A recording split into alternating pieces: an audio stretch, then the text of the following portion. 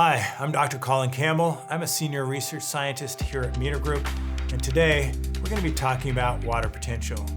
So let's spend just a little bit of time going through the differences between a tensiometer, the TEROS 32, and a solid matrix equilibration sensor, the TEROS 22.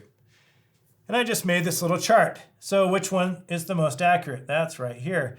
The TEROS 32, because it's a first principles method, is the most accurate. Which is the least expensive? Well, that's going, and it's not a ton less expensive, but the TEROS 22 is going to be your less expensive sensor. So those are a couple easy comparisons. Now let's talk about some of the other things we're interested in. The TEROS 32 is also the first principles method, but it comes with an inherent challenge. Remember I mentioned about the WP4C, the vapor equilibration device? It can't measure in the wet range, the optimal range.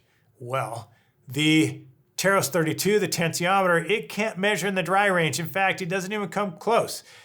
It cavitates, meaning it stops working around going down to negative 100 kPa. That's a big pain in the rear when you got to go out, once your soil is re-wetted, and refill the tensiometer. Gives you the most accurate reading, but there's a lot of maintenance to do. So the widest range, definitely the TEROS 22. It can read all the way to dry and all the way almost to saturation, about negative 0.5 kPa as high as it can go, but that's pretty darn close. Which has the least maintenance? As I just talked about, it's for sure the TEROS 22. You don't have to maintain it at all. TEROS 32, as I said, that's going to take you some time if your soils dry out. And finally, which output directly water potential? This is something that people ask me sometimes. Does the TEROS 22, because it's a secondary measurement, does it output water potential? Well, every sensor here at Meter Group goes into an individual calibration process where we store the coefficients to that relationship directly on each sensor, and they measure in water potential. So if you use a ZSC, one of our readout devices, you get water potential, not some water content value that you have to convert. So they both do. Now I want to talk specifically about the TEROS 21 and the TEROS 22 water potential sensors. Now, some people ask me, well, what's the difference between the two? Well, the TEROS 21 just has a different form factor.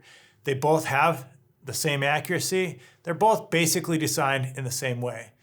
But what sets them apart, these two sensors, from other sensors on the market?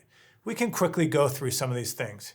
Their affordability, the fact that we publish accuracy specs online, plus or minus 10% of water potential. The fact that these sensors don't have any maintenance. The calibration that we do.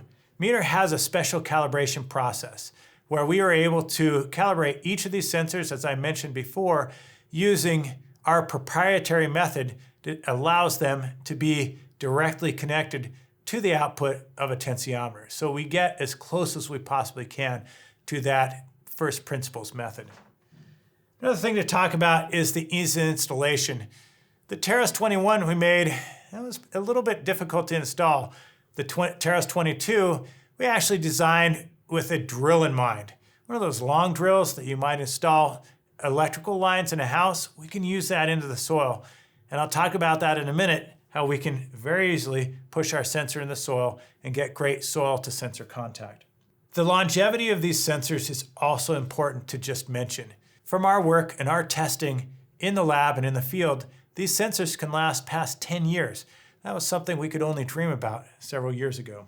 And finally, both of them are compatible with the SDI-12 communication protocol. So I want to cover just a few more things before we end. First of all, what sensors should I use in what situation? Now, if you want to get the most accurate water potential measurement possible, you're going to want to use a tensiometer, something like the TEROS 32.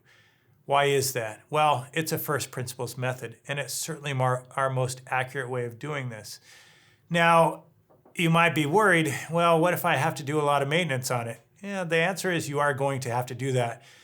The ideal situation is if you're in a fairly wet environment perpetually, and that tensiometer just is cycling up towards zero. It can even go above zero water potential, kind of under a pressure head, and down to negative 100 kPa. If you go lower than that, you're going to have to refill your tensiometer, and the tensiometer just may not be a great choice for you if you have to do this over and over again.